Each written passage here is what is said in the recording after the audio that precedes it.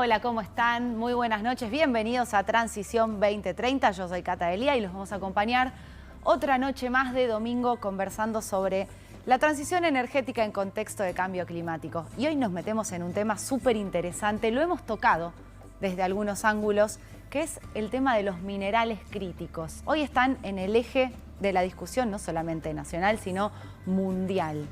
Vamos a pensar por qué están en el eje de la disputa geopolítica. Y vamos a hacerlo de la mano de los que saben, como siempre en este programa, que nos gusta aprender. Va a venir Fabián Calle, que ya ha venido a este programa, va a venir también Julián Gadano y Nicolás Viñas para explicarnos un poco qué son las tierras raras, qué son los minerales críticos, por qué se está hablando de uranio en este último tiempo. Tenemos a los mejores acá en este programa, así que no les quito más tiempo. Bienvenidos a Transición 2030. Estamos sumergidos en una emergencia climática global. Los efectos del cambio climático son innegables. Guadalupe River didn't rise, it ripped lives. Seguimos acá en la Cumbre Climática Mundial en Dubái. El cambio climático ya está en la actualidad y lo vemos con las 9 olas de calor que tuvimos en el último verano. Have language on fossil fuel in our final agreement for the first time ever. Nuclear energy is low level radioactivity. It's not dangerous. Nuestro país cuenta con un gran potencial para la transición energética. Tenemos una de las reservas más importantes de litio del mundo, grandes extensiones para energía eólica y solar, caudalosos ríos y lagos para la actividad hidroeléctrica y un reservorio de gas para abastecerse y exportar.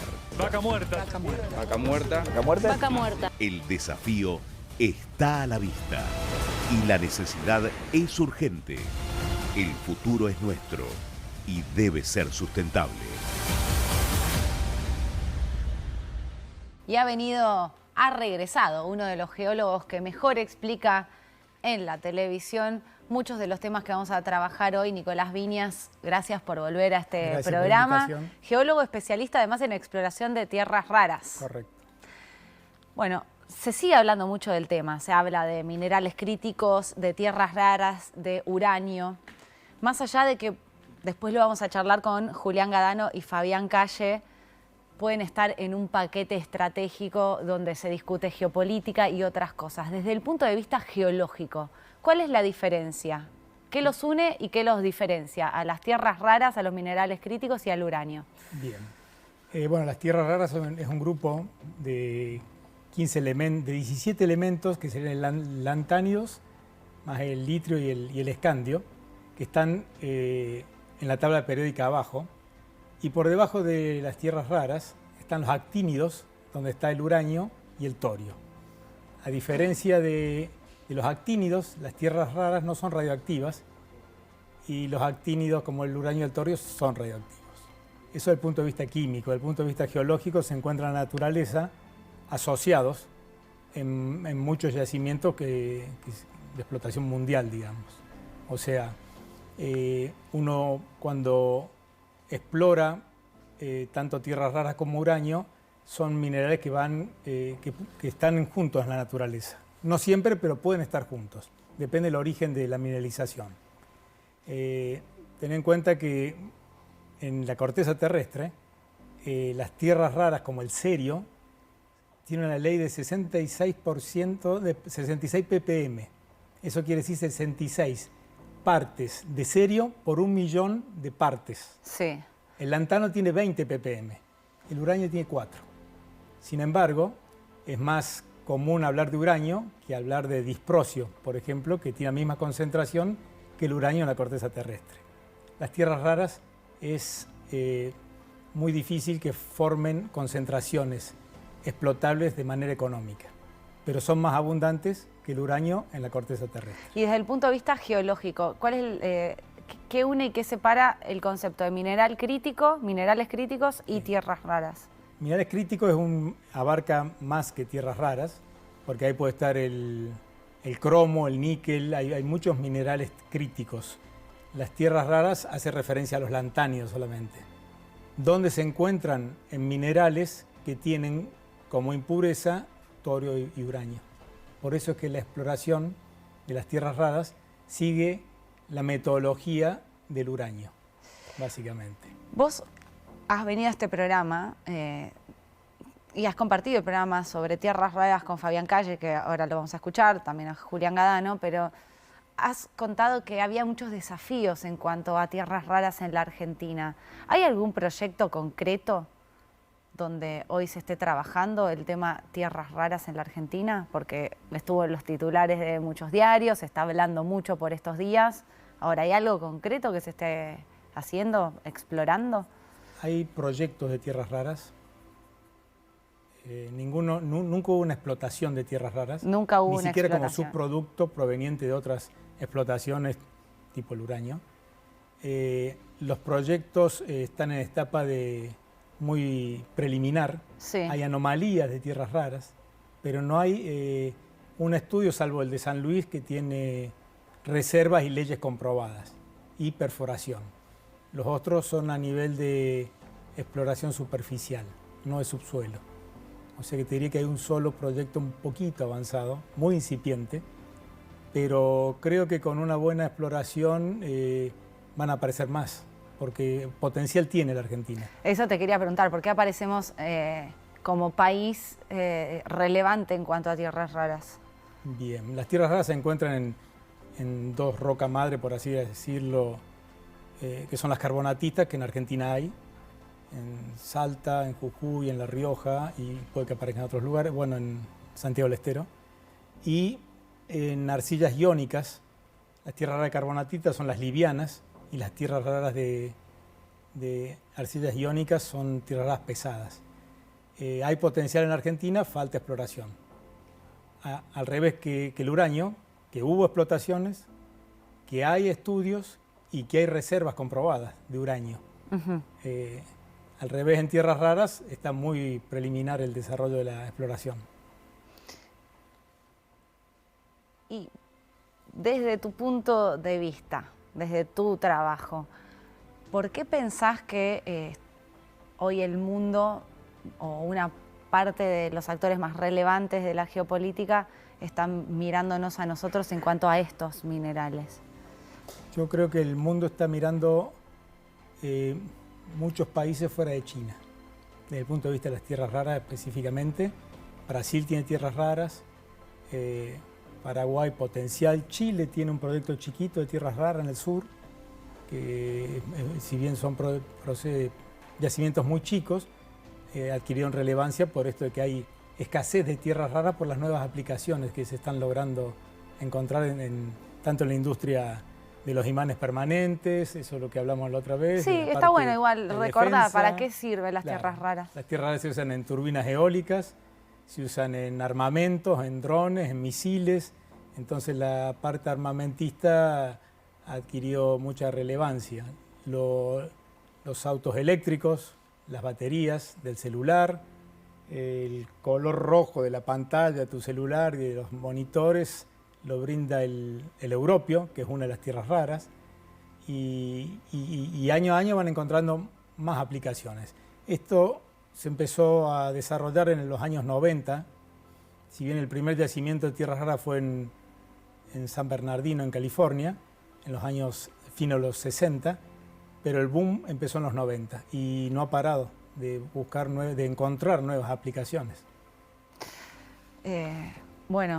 Entonces, ¿de qué depende que se empiece a desarrollar la exploración? Si hay un interés manifiesto de Estados Unidos, ya lo va a explicar Fabián Calle.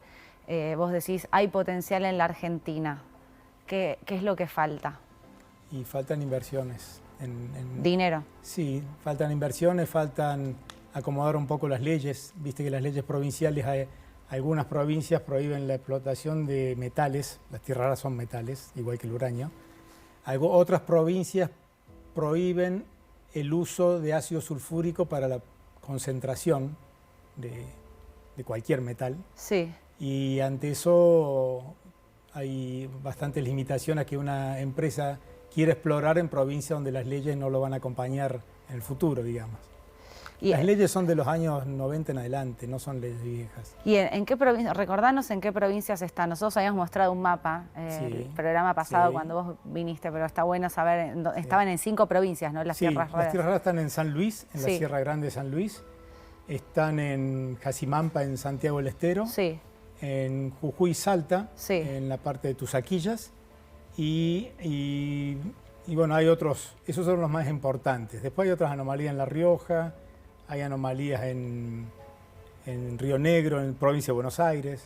Con todas estas provincias es que el gobierno nacional tiene que hablar para ver qué pasa con esa reglamentación que vos explicás para que arranque la exploración. Hay provincias como Córdoba que prohíbe el uso de la explotación de metales. Sí.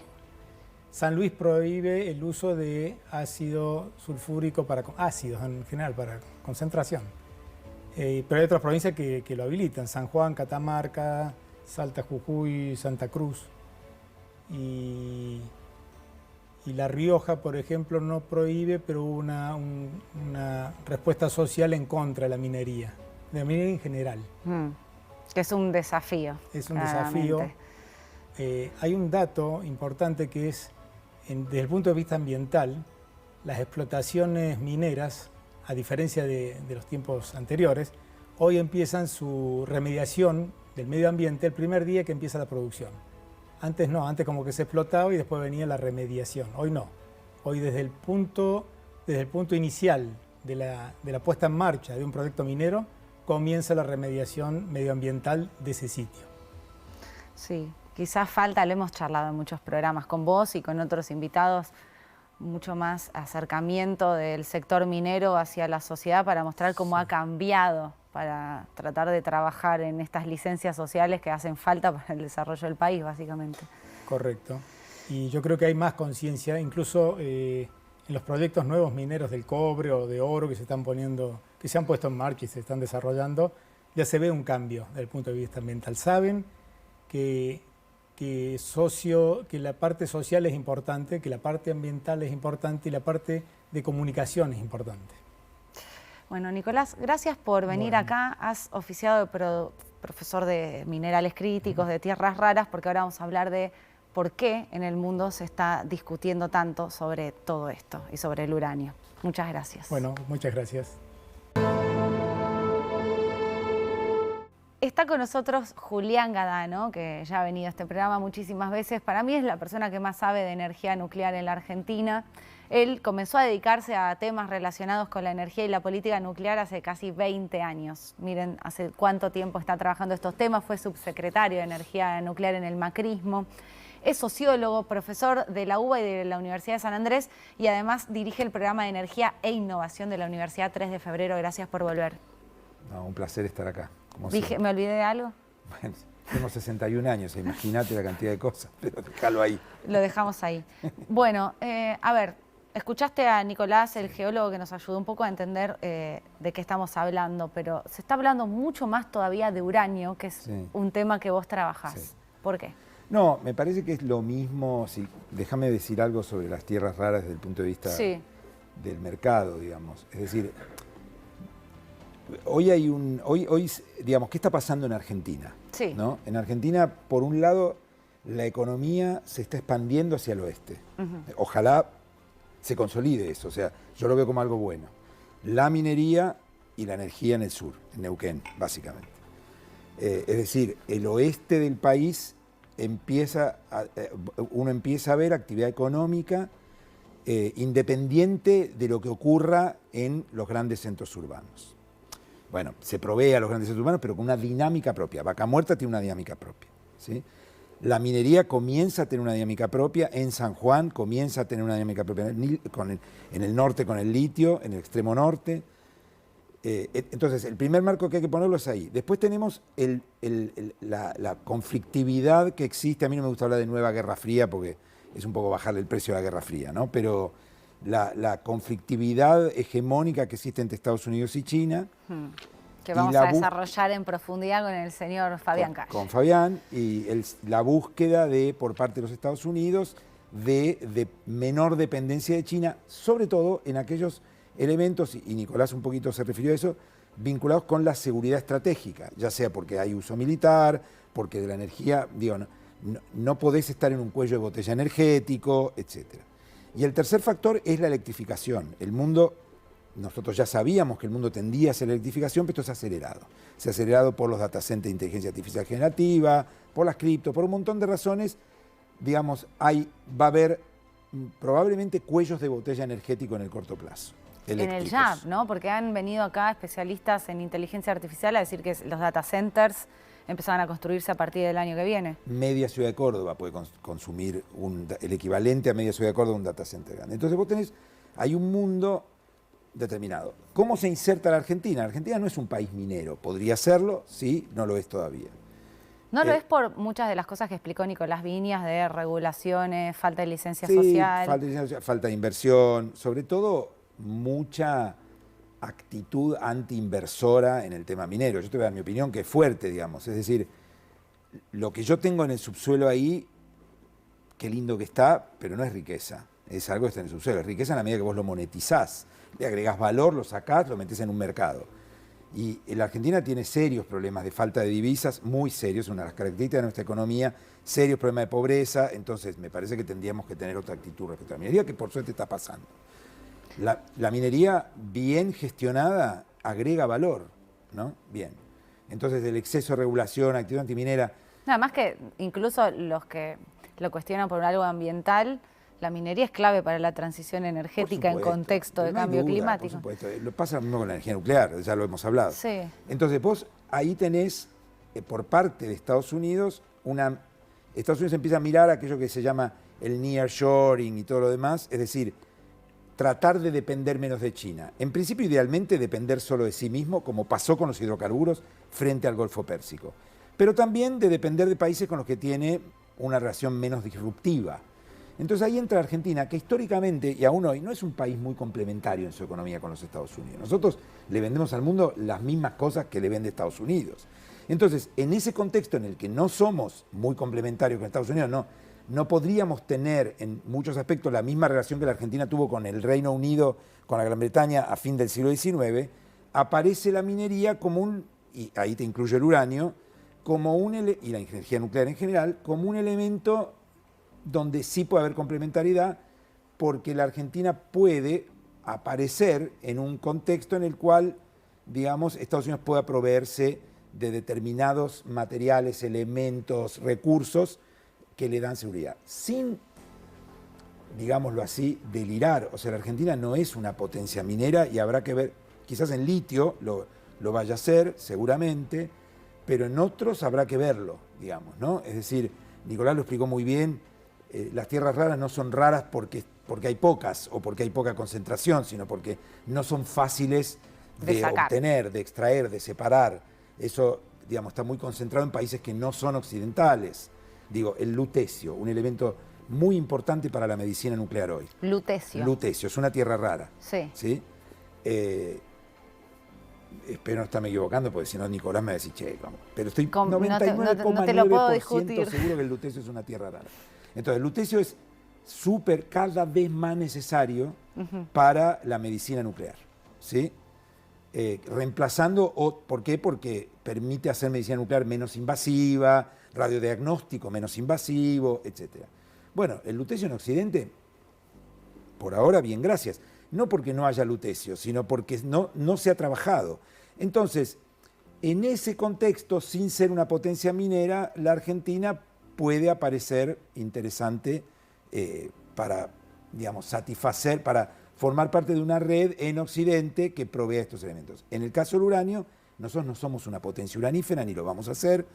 El 50% del uranio que se consume en el mundo viene de Kazajstán, un 40%, Kazajstán es la Arabia Saudita del uranio, y un 10%, 11% de Australia, que no consume uranio porque no tiene centrales nucleares. Ahora, nosotros, si mal no recuerdo, estoy puérpera y no es mi tema, pero creo que Nicolás en otro programa ha contado acá que nosotros llegamos a exportar uranio y que terminamos importando. Sí, supongo que no Nicolás Gadano. No, Nicolás Viñas.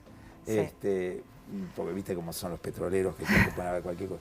No, a ver, Creo, no por recuerdo eso, que porque... hayamos exportado ¿No? uranio. No, entonces sí puedo estar diciendo una pavada. No, sí produjimos uranio. Y le pido perdón No, a Nicolás. produjimos por esto. tal vez exportamos 1 kilo, digamos, pero Sí. de manera permanente y relevante no exportamos uranio. Nunca. Lo que sí Ok. hicimos fue autoproveernos. Ok, Nosotros nos autoproveímos, se dice, sí, creo que sí, de uranio hasta el 96. sí. En ese momento se consideró que no era monopólicamente lo hacía el Estado, la Comisión Nacional de Energía Atómica, en un sitio básicamente, muy poquito en otros lados, pero básicamente en un sitio, en un yacimiento, y había un complejo industrial en Sierra Pintada, en Mendoza. Eso se cierra en el 96 por cuestiones ambientales, de baja licencia social y económicas, porque el uranio argentino es de peor ley que el uranio kazajo, por ejemplo, y además empezó a aparecer Kazajstán fuertemente después de la caída de la Unión Soviética, y se decidió no explotar más el uranio argentino. Claro. Y por lo tanto, listo, a partir del 96 somos importadores. Y no, pero no, la No producción... producimos. Claro. No, Yo claro, yo me confundí exportación con No, producción. producíamos, era el modelo argentino de la época, producir para el consumo interno. Claro. Para que te des una idea, en el mundo se consumen aproximadamente, al final de la década se van a consumir, ahora un poco menos, pero más o menos 60.000 toneladas al año de uranio para reactores nucleares. De eso la Argentina es el 0,3%, 200 toneladas. Es decir, lanzar un gran proyecto minero privado, con inversión privada, solo para alimentar al mercado argentino, no tiene mucho sentido.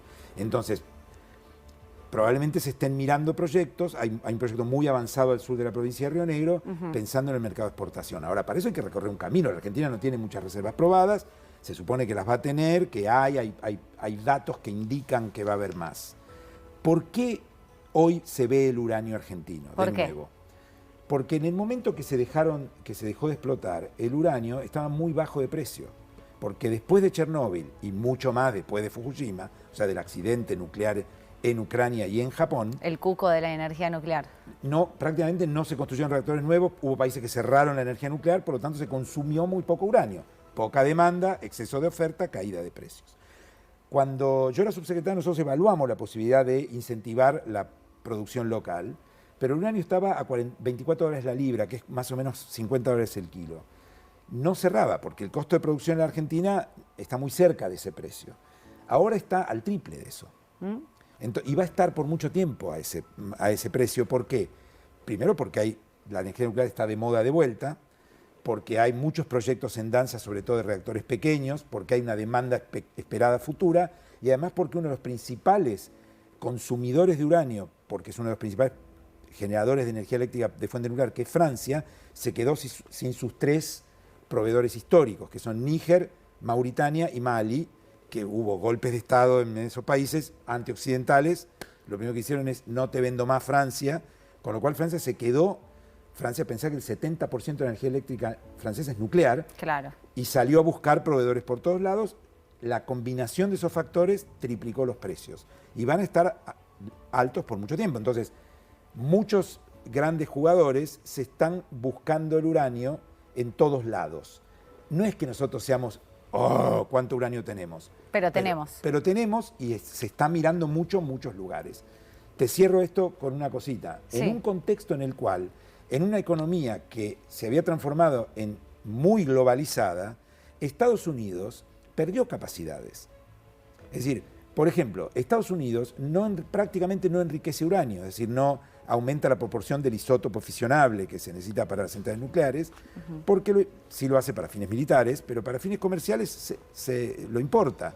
Y hoy hay como una mirada de, bueno, estaría bueno, digamos, poder volver a autoproveernos de eso, poder tener proveedores confiables del mineral.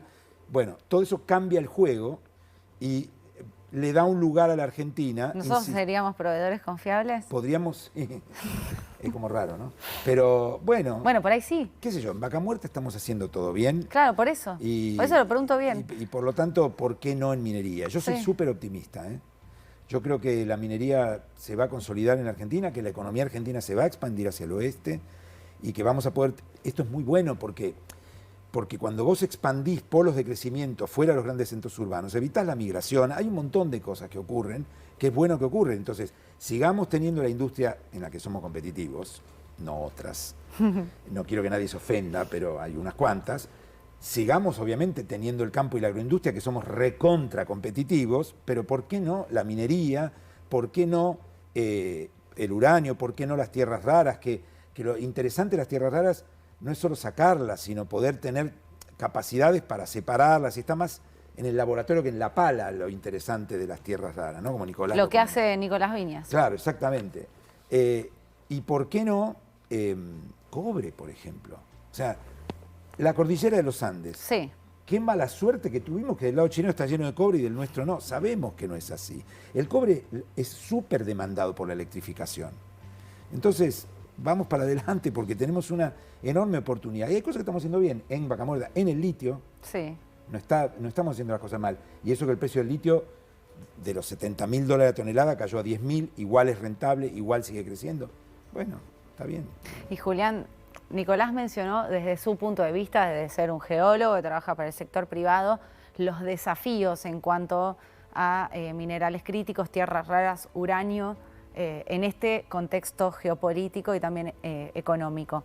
Para vos, desde tu lugar, ¿cuáles son los desafíos de la Argentina? Mira, la verdad coincido bastante con Nicolás. Yo creo que el tema es alinear los planetas desde el punto de vista regulatorio, digamos, ¿qué pide la inversión?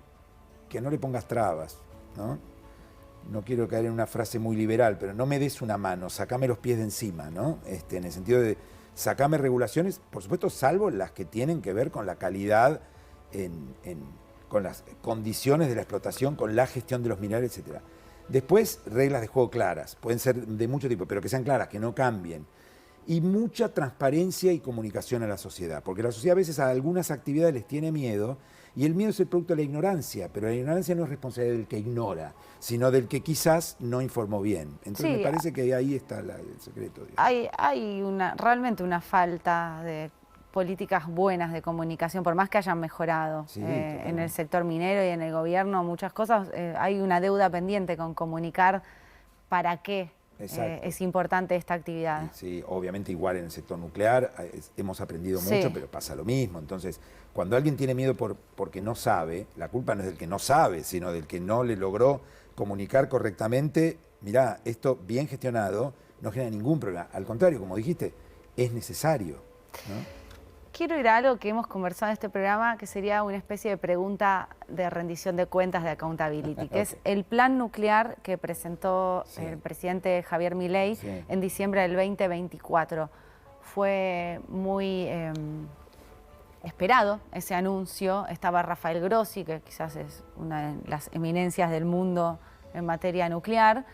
¿Qué pasó con eso? ¿Dónde estamos parados hoy con el desarrollo nuclear que prometieron? Mira, yo en su momento, incluso acá, dije que me parecía una muy buena idea, era juntar demanda con capacidades argentinas, en el sentido de que, bueno, nosotros tenemos frío, tenemos energía nuclear, tenemos capacidades. Me parecía y me sigue pareciendo una buena idea juntar eso para que la Argentina aparezca en el radar de quienes hacen estas inversiones.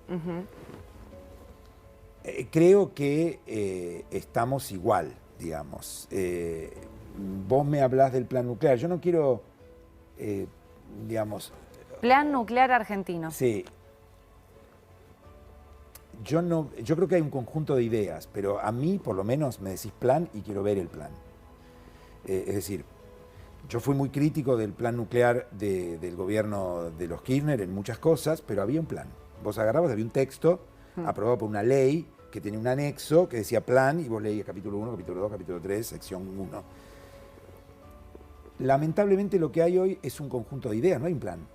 Es decir, cuando digo no hay un plan no estoy hablando del contenido, estoy diciendo estrictamente no hay un plan, no hay un texto aprobado por un acto administrativo. Ese por un lado. Por otro lado, tal vez no es necesario que haya un plan. O sea, me parece que lo que tienen que hacer los gobiernos, cualquier gobierno, este gobierno y cualquier gobierno anterior o que venga después, es por un lado seguir fortaleciendo las capacidades argentinas en materia de conocimiento. Ese es un rol del Estado inalienable, la Comisión Nacional de Energía Atómica. ¿Eso está sucediendo?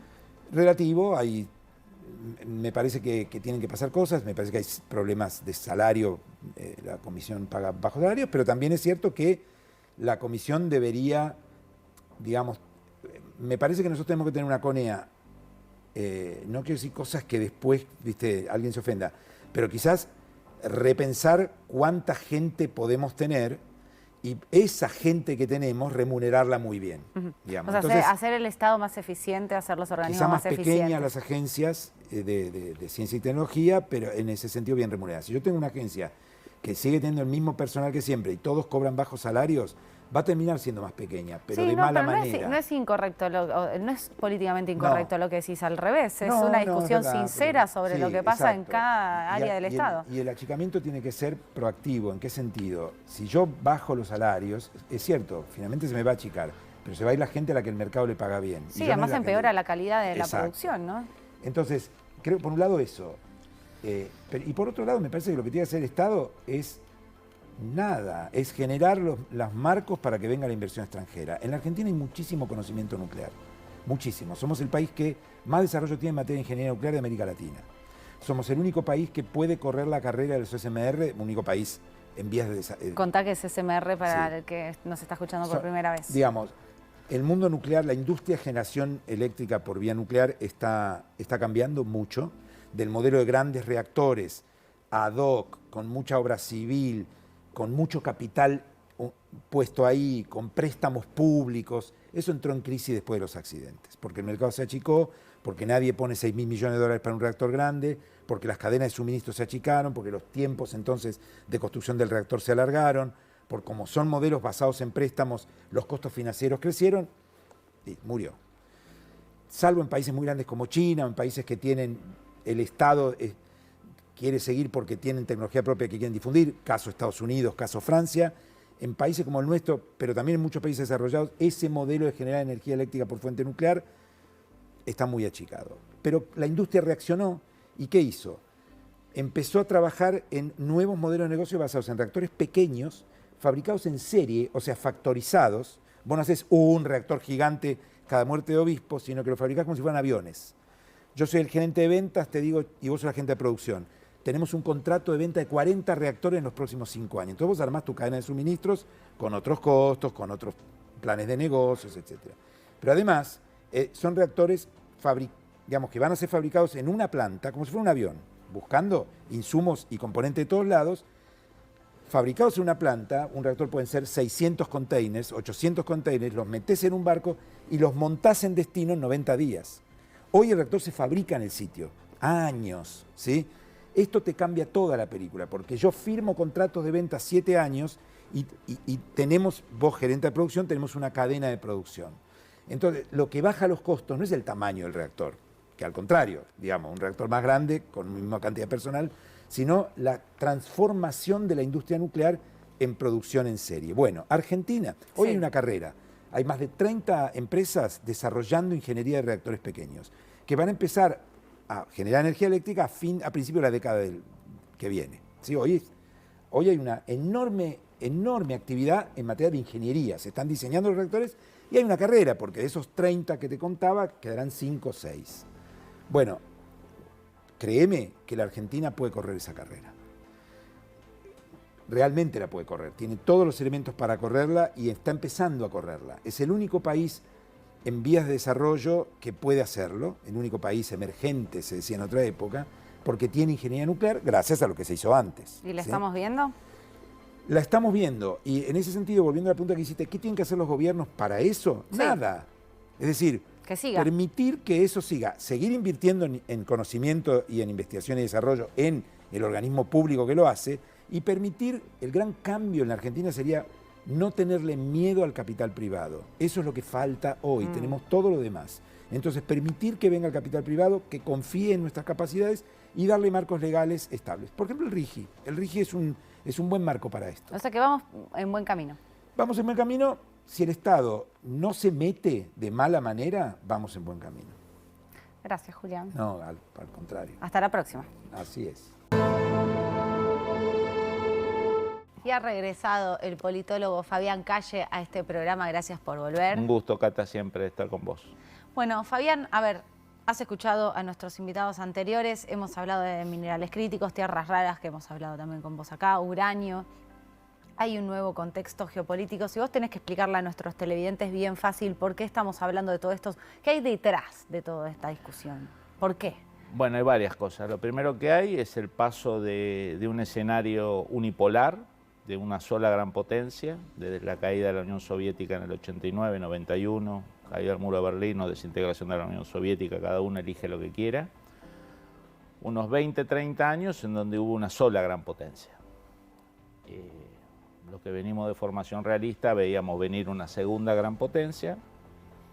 Wall Street no quería problema con esa potencia emergente que es China, los bancos americanos tampoco, las empresas tecnológicas americanas tampoco. Y sucedió lo inevitable, cuando un país del tamaño de China, de la población de China, y que fue la economía más grande del mundo durante 4.000 años, hasta que Gran Bretaña la supera en el siglo XVIII con la primera revolución industrial, y ese país crece 10, 11, 12% anual durante 40 años, sucede algo, y eso que sucede es que se transforma en la segunda potencia mundial.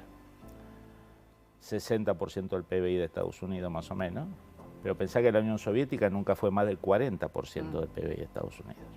Y además una China que está metida en la tecnología de punta, en los teléfonos, en las computadoras, en los chips. La Unión Soviética vivía en un mundo cerrado económico y militar y tecnológico. China no, China está entre nosotros. Claro. Digamos, a lo mejor estas cámaras que nos están enfocando tienen tecnología china. La ropa. La ropa, los LEDs, bueno. Entonces, la administración Trump 1 marcó eso.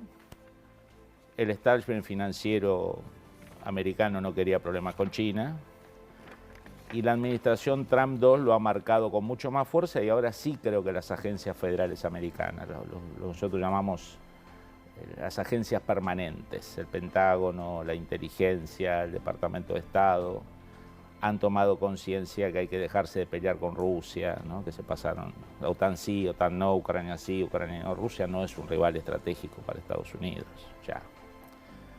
El rival estratégico es China. Entonces ahora se sintoniza la visión de Trump, muy pragmática, de que China es el competidor, con el Estado americano, que asume lo mismo.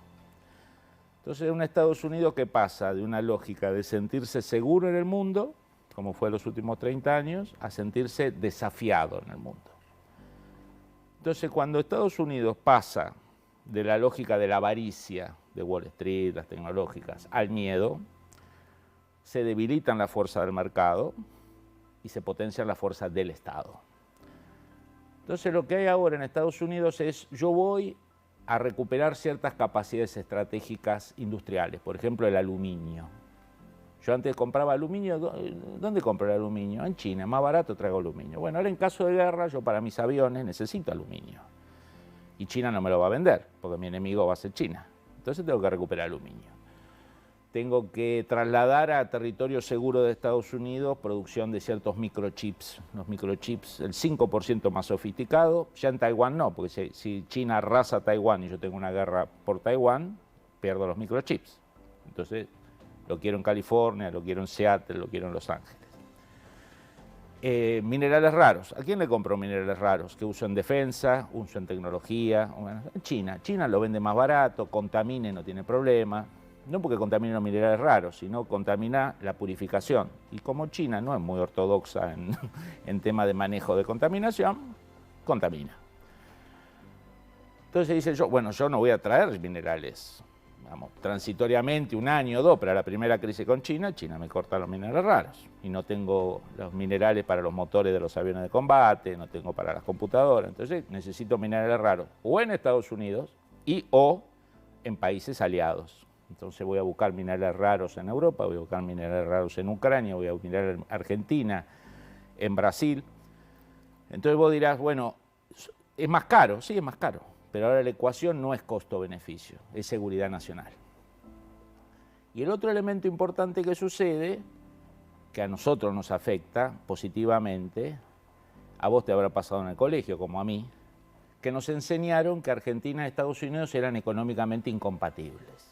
Nosotros vivimos nuestra época de gloria con Gran Bretaña necesitaba comida, Nosotros le mandamos comida, ellos nos mandaban industria y fuimos felices hasta la década del 30. Bueno, después el imperio británico cayó, el imperio americano subió y subió un imperio americano que hacía mucha más industria que Gran Bretaña, pero además hacía carne, hacía pollo, hacía cerdo, hacía trigo, hacía maíz, hacía soja, y nosotros nos quedamos en el subterráneo de la historia, porque no éramos compatibles con el hegemón.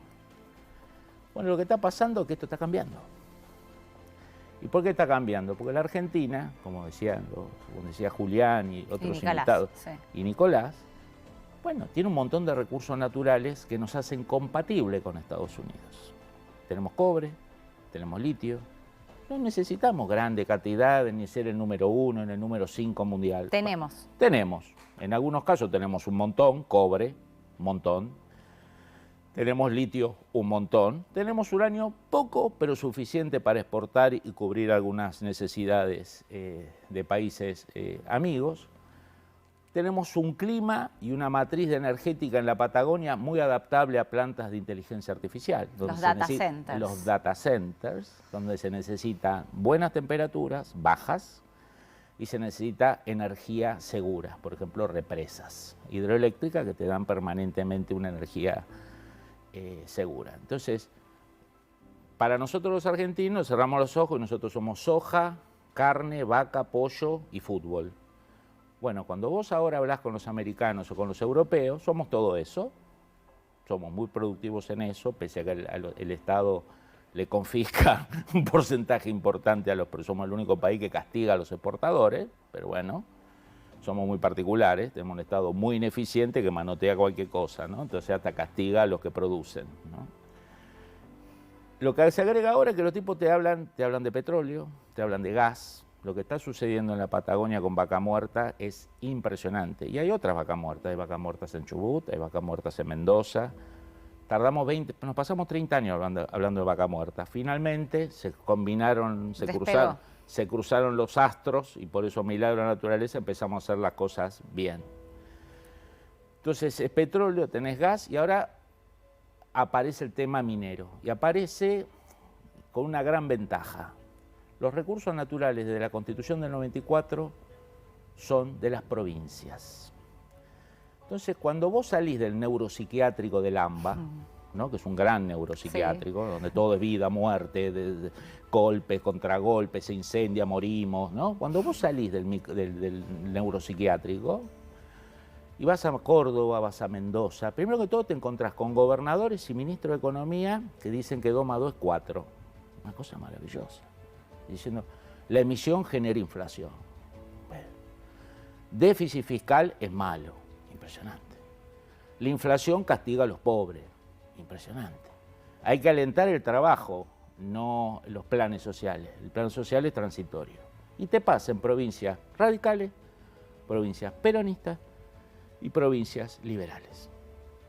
De las 24 provincias que tiene Argentina, hay 19 que tienen equilibrio fiscal. Tenemos la nación con equilibrio fiscal y 19 provincias de todos los signos políticos.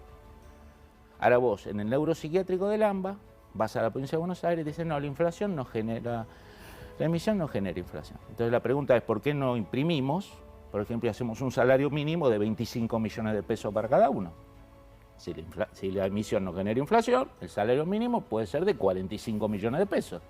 Deforestamos el Amazonas y hacemos billetes, toneladas de billetes para todos los argentinos. Bueno, endeudarse es pecado y hay que cubrir la deuda con emisión. Bueno, fuera del AMBA hay una Argentina muy normal. Muy normal. Y la ventaja que tenemos es que la riqueza natural está en manos de la gente más normal.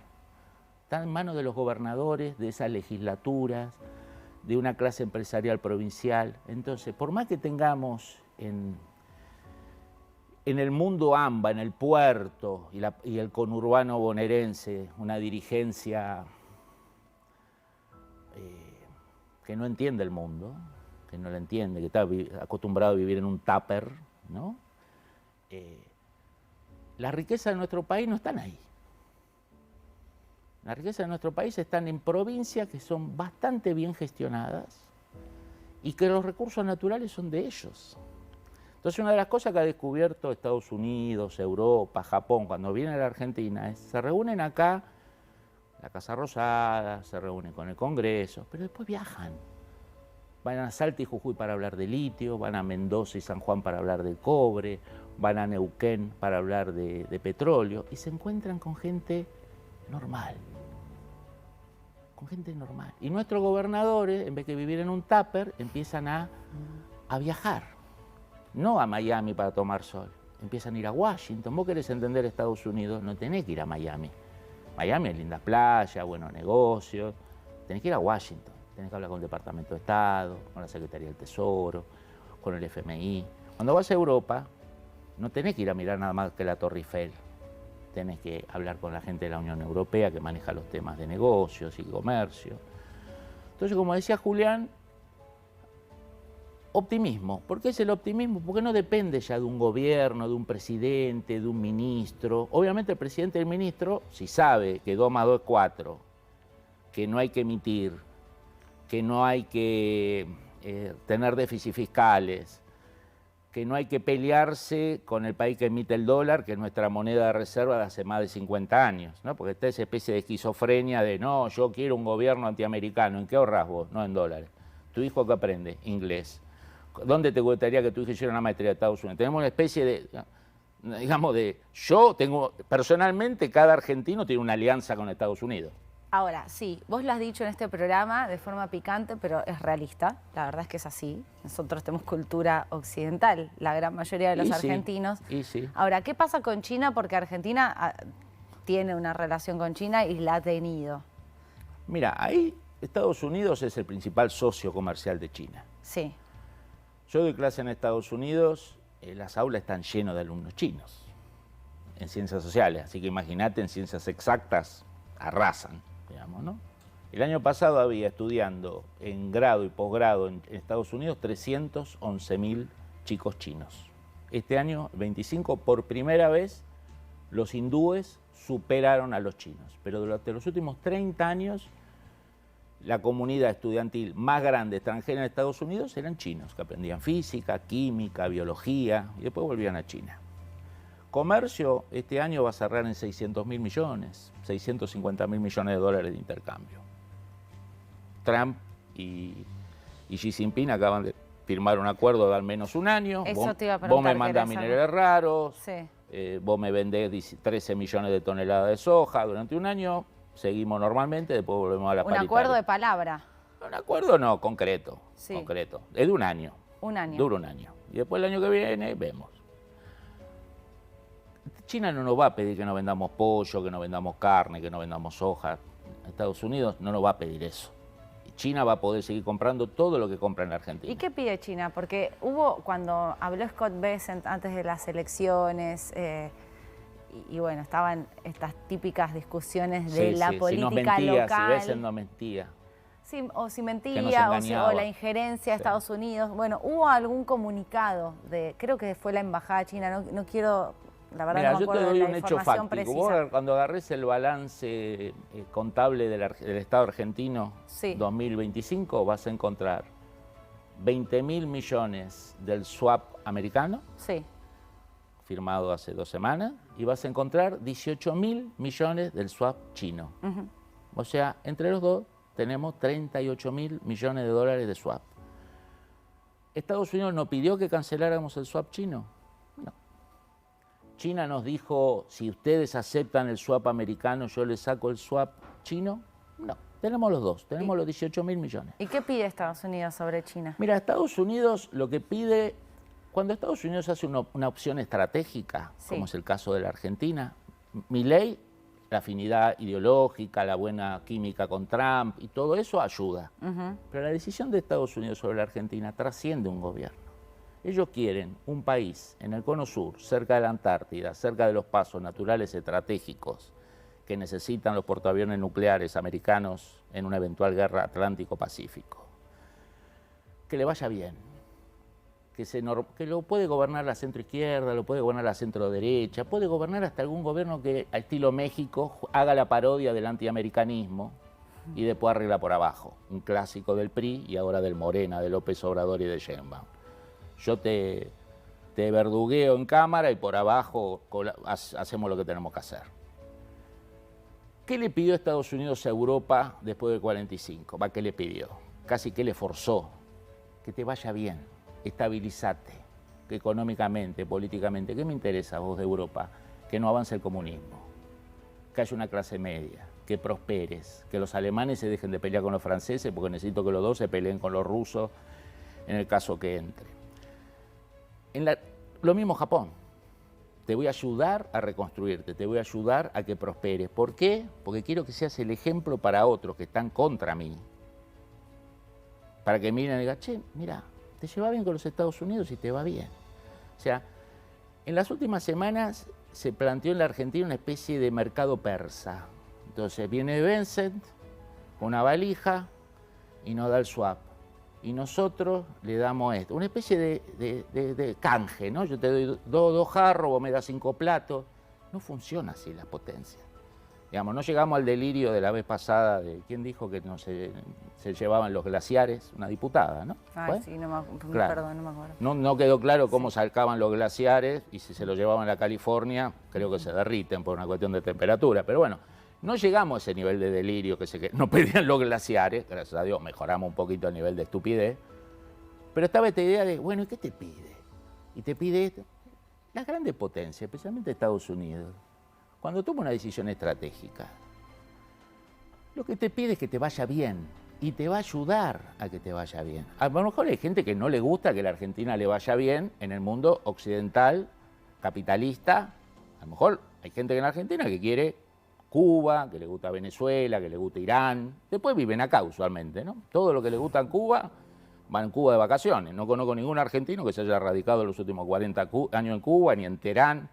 Todos los antioccidentales que conozco viven acá. Extrañaba este programa, Fabián. ¿No? Calle, O sea, Picante. viva Irán, viva Cuba, viva Nicaragua, viva China, ¿dónde está? No, yo vivo en Fitzroy y Pirulo, veraneo. Bueno, no, yo voy a Cuba en enero, voy al Meliá, me baño, veo la foto de Fidel y me vuelvo. O sea, yo entiendo que a la gente que no le gusta que la Argentina le vaya, no, es legítimo, está todo muy bien, está todo muy bien. En Cuba la clave es salir, en vez de la puerta al mar, salir por atrás. Ahora, si estás en un hotel 5 estrellas europeo y te vas para el mar, es todo lindo.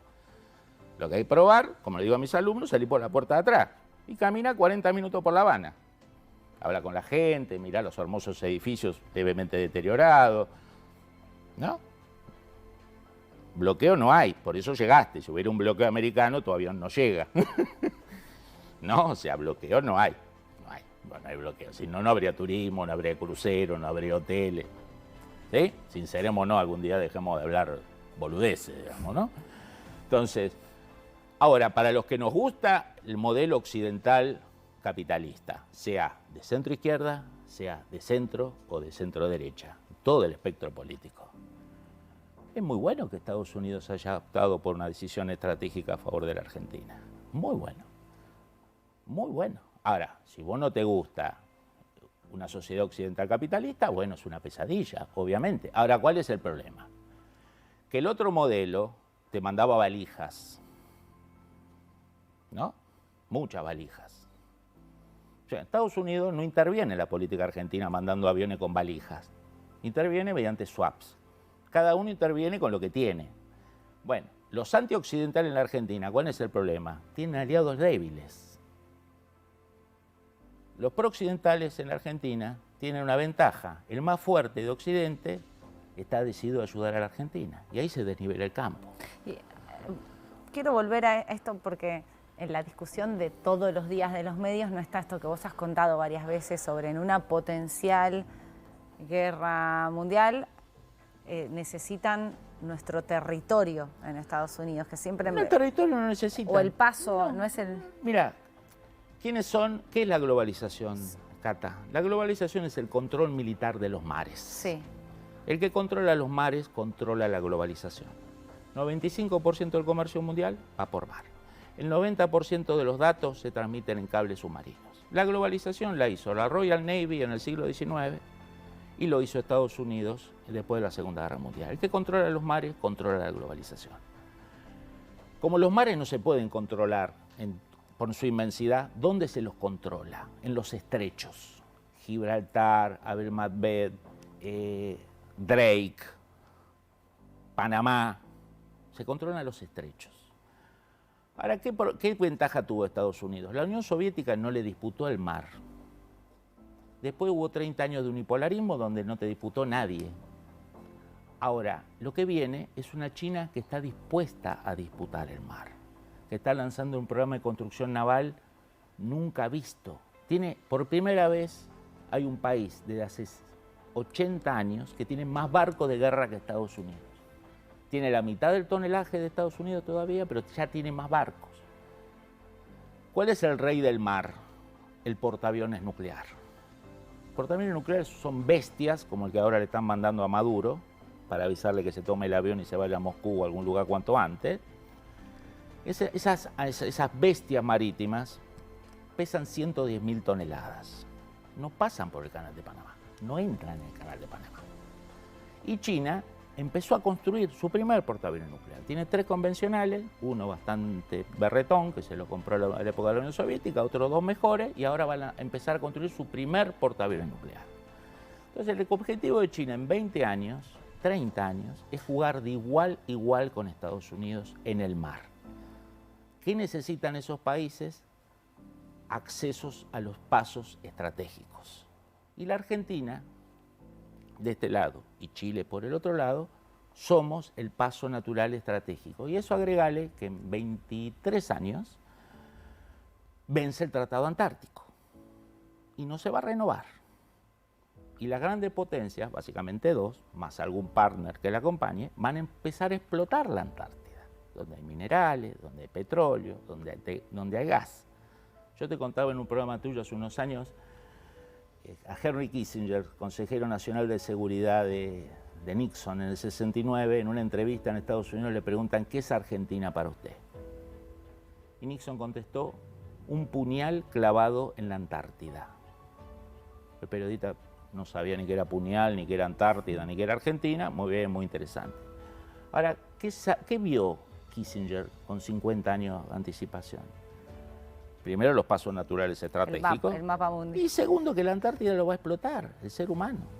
Y si Estados Unidos, si quiere explotar la Antártida, como lo va a querer explotar China, necesita un lugar donde apoyarse. Puede ser Chile, puede ser Argentina o puede ser los dos. A mí me encanta escucharte y seguro a nuestros televidentes también, porque cada vez que venís hay mucha repercusión. Y menos que lo que verán en Cuba, que se van a enojar, pero bueno. Pero te miran, te escuchan. Salgan por la puerta atrás, acuérdense. No, pero es interesante escucharte siempre, Fabián, porque le aportás mucho Cata. realismo a las discusiones públicas que no siempre se escuchan en todos lados. Así que gracias por venir, te esperamos en un tiempo. Pero es un honor, vamos a organizar algo con Rafael Grossi, me comprometo a conseguirte a Rafael Grossi. Los espero. Sí, Grossi, te esperamos. Lo esperamos. Gracias, Fabián, y bueno, a ustedes que hayan tenido un muy lindo programa, los esperamos el próximo fin de semana.